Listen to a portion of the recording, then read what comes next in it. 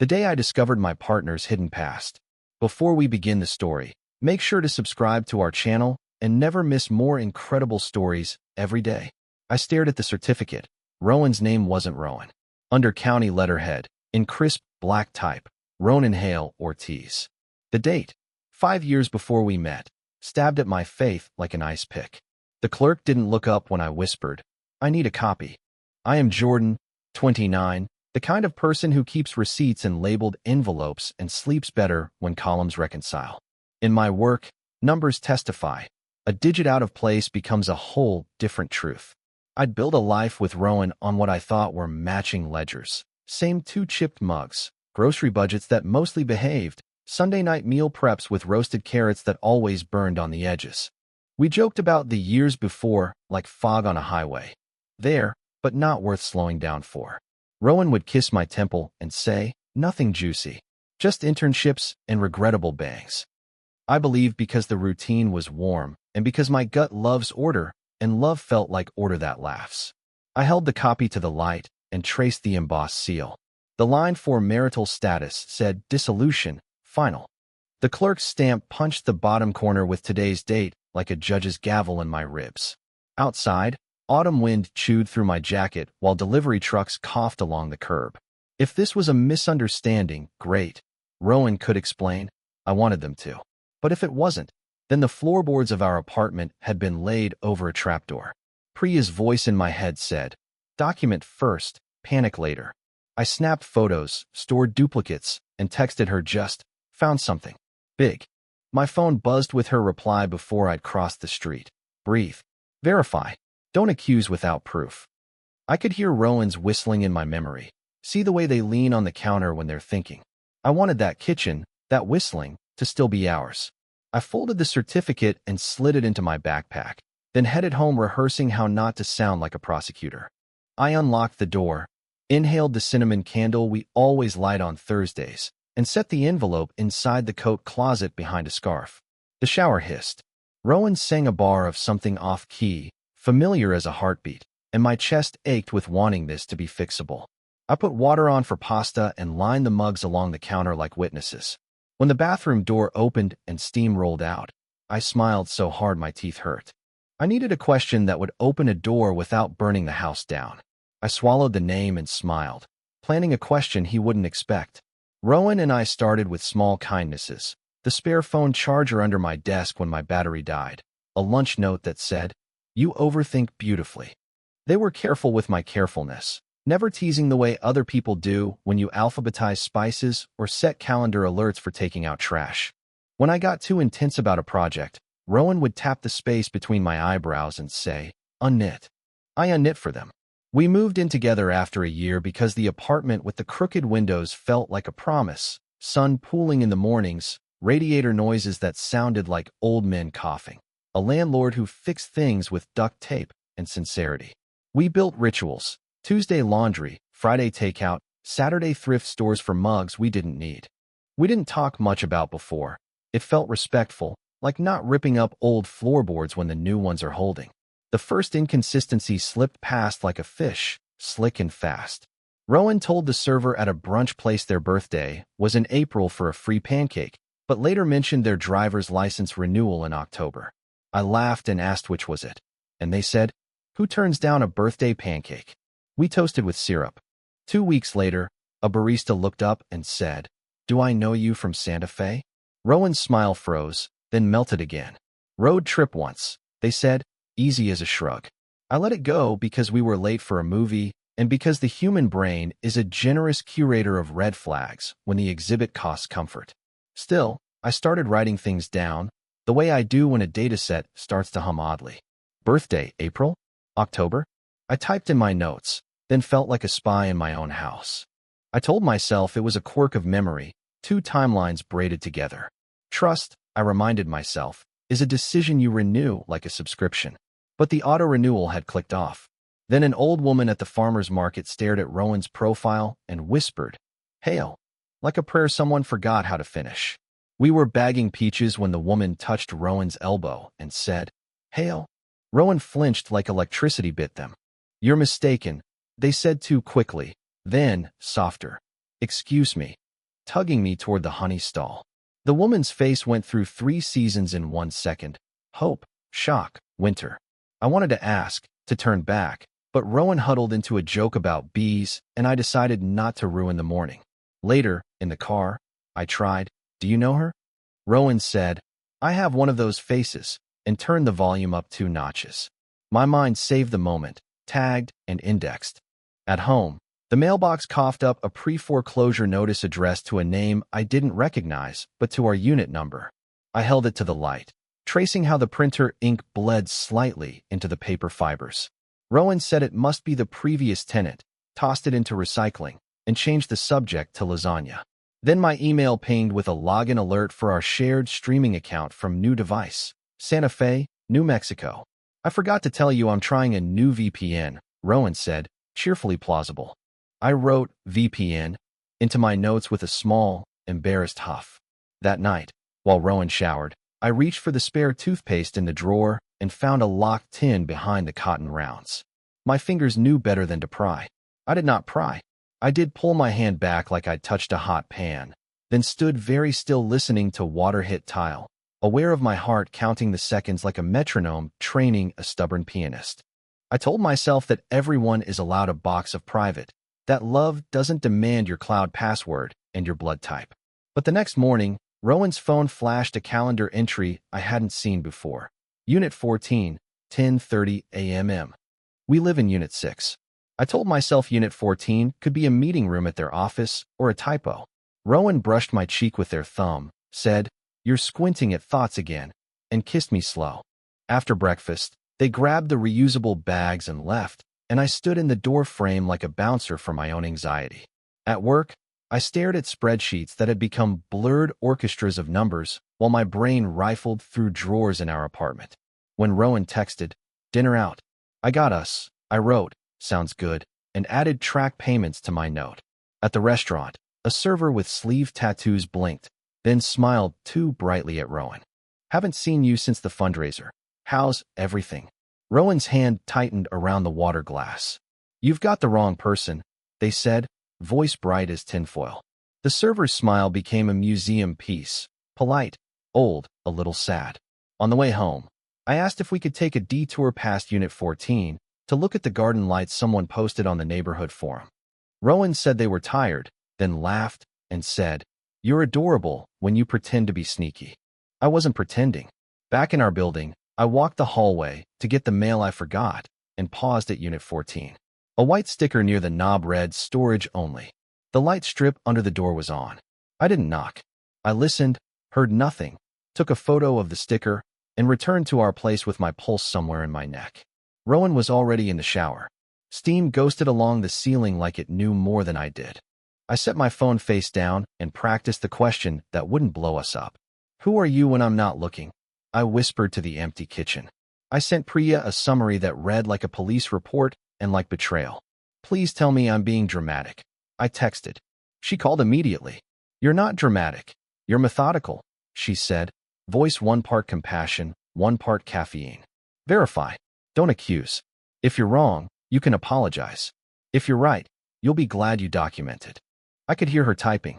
"Start with public records. Don't break laws, don't break things, and don't break yourself." I laughed, which came out as a small, frightened bark. "What if it ruins us?" I asked. "Then it didn't ruin you," she said. "There's a difference." Rowan came out, hair damp, smelling like my shampoo. "You okay?" they asked, reading my face the way you read clouds for rain. "Long day," I said, which was true in a way numbers would accept. We ate quietly. My fork scraped ceramic like Morse code for help. Rowan reached for my hand across the table. "I know I'm not always great at the past," they said. I steady. "But I'm here now." I nodded and felt like a magician palming a card I didn't want to play. After dinner, they cued a sitcom we've seen so many times we quote punchlines before they land. Laughter bubbled up because bodies try to save you from panic with muscle memory. Later, when Rowan slept, I opened my laptop and the browser history opened me. I pulled the certificate from the closet, took clearer photos, and created a folder called Home Repairs because truth can be dangerous and also needs camouflage. I drafted a list: DMV, county clerk, storage company, property records, and If needed, someone who could check what I couldn't. I didn't want to become a detective. I wanted to remain a person who alphabetizes spices and trusts their own bed. I decided to look quietly because quiet sometimes keeps hearts from shattering loudly. The storage company's logo matched the sticker by Unit 14. Their website had a customer portal. I tried our shared email. No account. I tried Rowan's work email. No. I stared at the forgot password field until a thought clicked like a key in my head. Rowan's old gamer tag. I typed a variant and an email alias flashed, one I'd never seen. I didn't reset anything. I'm not trying to be a felon. But it proved there was a door, and that Rowan had the key. I screenshotted the error message with the alias half visible, then closed the window with hands that trembled just enough to make the trackpad feel like ice. In our bathroom trash, under the cardboard tube from a finished roll, I found a receipt for a P.O. box not near us. I put it back, because I have rules. Then I took a photo, because reality needs anchors. The clerk at the records office called me back about the certificate copy I'd requested. You also asked about name changes. There's a filing, she said. Do you want the record? I sat very still, the way you sit when a glass tips and you wonder if you can catch it with 2 fingers. Yes, I said. Please email. The email hit my inbox at 3:14 p.m. Timestamped like fate, with a PDF that said, Name change petition, Ronan Hale Ortiz to Rowan Hale. The reason field read, personal safety and privacy. My heart hurt. If this was a flight from harm, I was about to be the storm that gave chase. If it wasn't, then I'd been living with a carefully curated museum exhibit instead of a person. I circled the date and whispered, What were you running from? Or running toward? I mapped addresses linked to the old name. A duplex in Santa Fe, a P.O. box in a part of town where the streets change names every few blocks. A rental near an elementary school where Rowan once joked they volunteered, except the lease dates overlapped with the year they swore they lived in Portland. I called the county clerk in Santa Fe and asked about a civil filing, voice steady, hands damp. You can request a docket summary. The clerk said, polite and tired. Email this form. I did. While waiting, I checked voter rolls. The old name appeared for a single election, then vanished like a witness ducking behind a curtain. I tracked down the storage company's local manager and asked if Unit 14 was registered to our building. Can't say, she said. But we leased to the property owner for overflow. Tenants add their own locks. She paused. Ma'am? Sir? You okay? I said I was fine and hung up because my tongue suddenly weighed 10 pounds. I called Priya. Paths diverging, I said. Safety versus secrecy, she said, or shame versus survival. Don't decide the why yet. That night, I said, casually as a person juggling knives, ran into someone who thought they knew you. Santa Fe? Rowan's face did a complicated thing and then smoothed. Road trip, they said again, like a word you rehearse until it stops meaning anything. I've been a lot of places. I told them the DMV sent a weird email and watched their pupils pinch. Government websites glitch, they said, then laughed too loudly. I updated my notes with times, names, and server responses, feeling like a house inspector tapping a wall that sounded inexplicably hollow. The Santa Fe docket summary arrived. A civil protective order filed by someone named Alvarez, dismissed 6 months later by agreement of parties. My chest turned into a drawer full of knives I didn't want. It wasn't guilt or innocence. It was history, and history rearranges the present. The summary also listed a mediator, Detective Hale, retired, now working as a consultant for complicated family matters. I stared at the name Hale, the shared middle name, and the coincidence felt too baroque to be a coincidence. Then another breadcrumb, an archived fundraiser page from 4 years ago, with Rowan's face under a different haircut, thanking donors for help after a financial loss. The comments were a chorus of half-phrases and emojis, people speaking around a story like it had teeth. I searched the P.O. box zip code and found a classified listing for household goods. Everything must go. The phone number matched the alias. Evidence piled like snow on a roof you pretend is fine until the ceiling bows. I didn't have the why, but I had the what. A previous marriage finalized, a name change petition citing safety and privacy, and a protective order that evaporated before proving anything. Each item could live inside a reasonable narrative where Rowan was scared, trying to reinvent. Each item could also star in a different narrative where reinvention meant escape from accountability. Both films flickered on the wall in my head, overlapping frames that made me dizzy. I sat at our table and asked the darkest question anyway. Was I dating a past or a person? I printed everything and slipped the pages into a binder labeled taxes. I recorded myself reading the timelines so I wouldn't forget what was evidence and what was fear. I scheduled an appointment with Detective Hale under the pretense of advice on verifying identity for a joint loan, because a truth-seeking lie still leaves ash on your tongue. I called the county clerk to confirm the name change record was legitimate. It was stamped and archived, with fees paid in cash. I emailed the storage company to ask if Unit 14 had a package for Hale waiting. They said they don't accept packages, which told me exactly nothing and somehow everything. Priya asked if I wanted her there for the meeting. Yes, I said, but sit in the cafe next door. If Rowan is innocent, I don't want a friend acting like a parole officer. She said, copy. Code word if you need me. I chose Peaches. We rehearsed scenarios like CPR.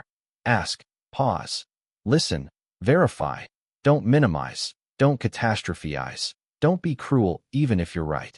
I packed the binder and a pen that writes smoothly even when your hand shakes. That night, I cooked dinner like ritual armor.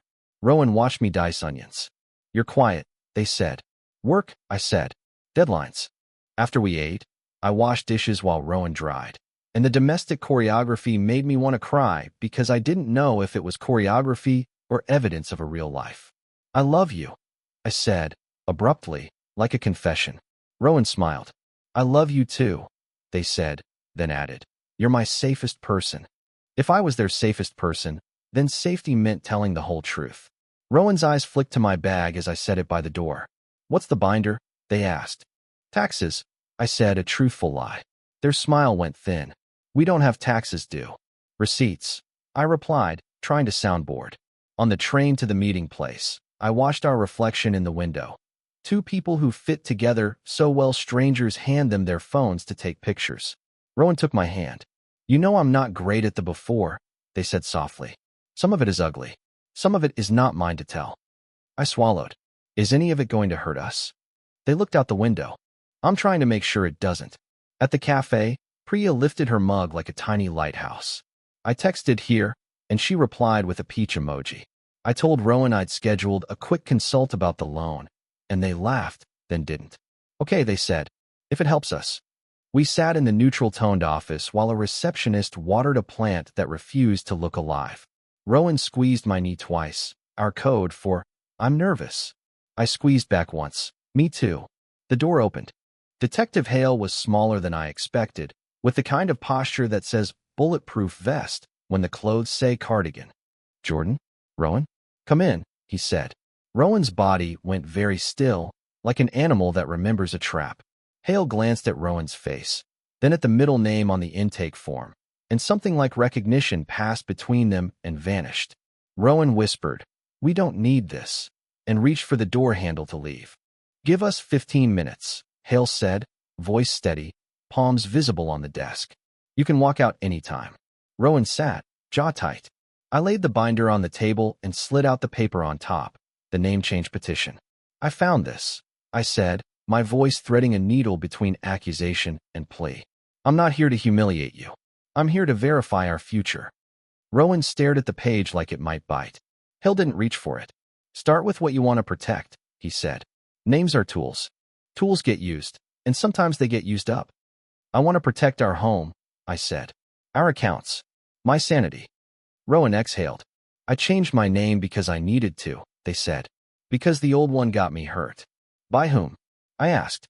They looked at Hale. By someone who thinks protection orders are invitations, they said. Hale's face didn't move. Mrs. Alvarez filed the petition, I said quietly. Rowan's eyes filled like sudden rain. She tried to help both of us. They whispered. It got complicated. I slid out the certificate of dissolution. Were you married? I asked. Yes, Rowan said. Briefly. Badly. I was ashamed. I thought if I told you, you'd look at me like a problem to solve. You're not a problem, I said, and meant it even as my insides buzzed. But lies multiply like rabbits. Hale cleared his throat. There's more, he said gently. There's always more, or we wouldn't be here. Hale tapped the docket number. This case involved financial coercion, threats, and someone who knows how to make debts appear like smoke, he said. The order was dismissed because both parties signed a private agreement. Doesn't mean nothing happened. Rowan nodded without looking up.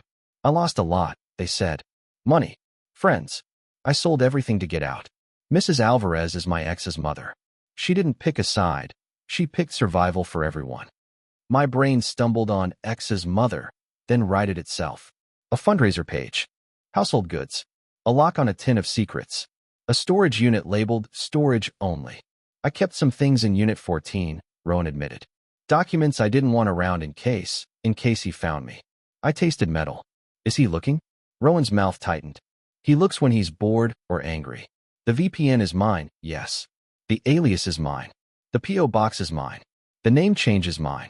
The lies are mine because I wanted one place where the past didn't drag chairs to the table. My hands wanted to either hold or hit something. I did neither. Did you commit fraud? I asked, forcing clear language. No, they said, and Hale's face told me he believed that part. Did you hurt anyone? I left someone who hurt me, they said. I told half-truths that hurt you. Hale turned to me. You can verify with Mrs. Alvarez, he said. Or I can file a welfare check request if you feel unsafe. But this story, as told, is survivable. Rowan whispered. Can we please go home now before I faint in this chair? We left with a list. Change locks. Close the P.O. box. Consolidate documents. Decide who needed to know. Priya met me outside and I nodded once. She hugged me anyway. At home, Rowan pulled the tin from the drawer and placed it on the table between us like a live wire. Inside were photos, a prepaid debit card with $10 left, a copy of the protective order, and a note in Mrs. Alvarez's careful script. If you make a new life, make it fully. I held the note and felt every muscle unclench by 1 millimeter. We opened the storage unit together. It was mostly papers and a sweater that smelled like a different winter. Rowan cried in the fluorescent-lit hallway, and I stood there, unsure whether to be a harbor or a witness. I called Mrs. Alvarez from the parking lot. She answered on the third ring, voice wary. When I said my name and Rowan's, she breathed out like a held cord resolving. Tell them I'm sorry I couldn't make it simple, she said. Tell them I kept the photos because somebody should remember they were loved before they were broken. I did. Rowan held the phone like it contained both a grenade and a lullaby. At work, my focus wobbled. I told my manager I needed a day and used it to call the county clerk, cancel the alias email, and sign us up for a mail scanning service that doesn't care what you used to be called. I also called a therapist who specializes in couples dealing with trauma and secrecy. On the bus home, a text from an unknown number read, Tell Ronan I said hi. I forwarded it to Hale, hands shaking. Rowan squeezed my fingers and asked if I wanted to stay. We wrote rules on a yellow legal pad because love needs bylaws when a storm has torn off the roof. No secret accounts. No locked containers we don't inventory. No disappearing from GPS without context. Honesty wins over comfort even when both of us are exhausted. Rowan agreed to therapy, individual and together. I agreed to stop cross-examining every silence. We filed a change of address for the P.O. box and a request to block unknown numbers after the text. Hale documented it quietly. I told Priya I needed fewer theories and more soup. She delivered both anyway. We called Mrs. Alvarez on speaker and listened. She described a son who turned charm into leverage, and a household where small excitements were currency. Rowan said, I'm sorry for leaving you with him. And she said, You didn't leave me. You saved yourself. That's what I wanted to do for you all along. When we hung up, the room felt bigger, like walls had exhaled. Weeks passed in the unglamorous work of repair. We shared passwords, then changed them. We labeled the binder us, documents, no camouflage. We packed the sweater and photos into an acid-free box and let the storage unit go. Nights, we cooked. Mornings, we walked.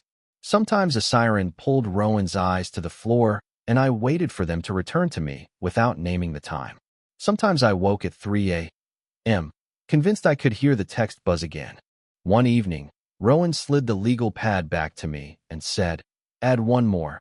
Never let fear be the only narrator. I used to think trust was a locked door with a golden key. Now I think it's a house where every room gets sunlight eventually. even the ones you were sure were closets. I learned that privacy without context is a garden for dread, and that secrecy breeds stories more terrifying than most truths.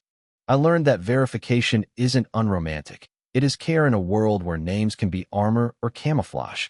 If you're reading this with a knot in your stomach, wondering whether you're about to break something precious, here's my practical advice. Document, breathe, ask plainly, listen longer than your anger wants, and bring a witness if you need to.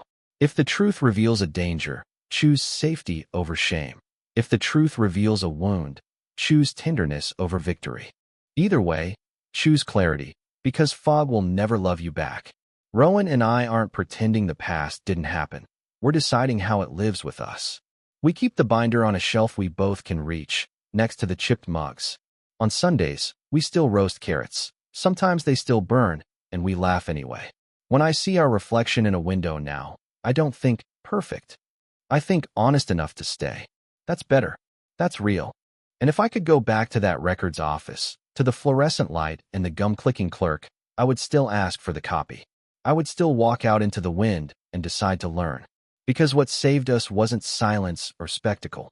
It was the slow, difficult work of telling the whole story. And tonight, for the first time in months, our house feels fully ours again.